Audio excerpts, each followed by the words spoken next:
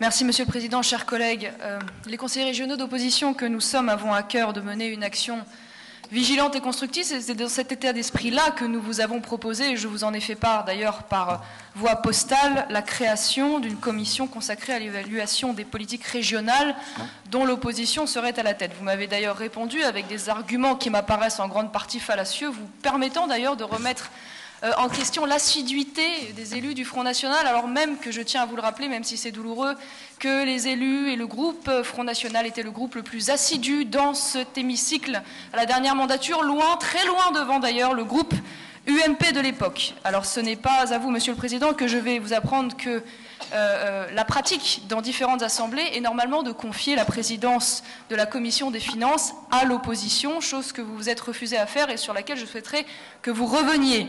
Cette pratique est en vigueur à l'Assemblée nationale, au Sénat, à la Cour des comptes. Cette initiative est aujourd'hui d'ailleurs déclinée dans de nombreuses régions. C'est le cas en Normandie, en Bretagne ou encore en Aquitaine.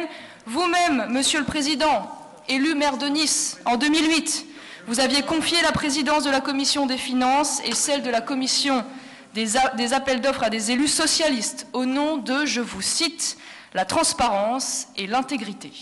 Les élus du Front National, dans ces conditions, et fidèles à ce que vous avez défendu, n'imaginent pas un seul instant que cette pratique puisse être réservée à l'entre-soi des socialistes et de l'UMP. Ils ne peuvent pas imaginer un seul instant que vous puissiez mépriser plus de 45% des électeurs alors que vous faites une place de choix à vos amis socialistes qui n'ont tout simplement pas été élus.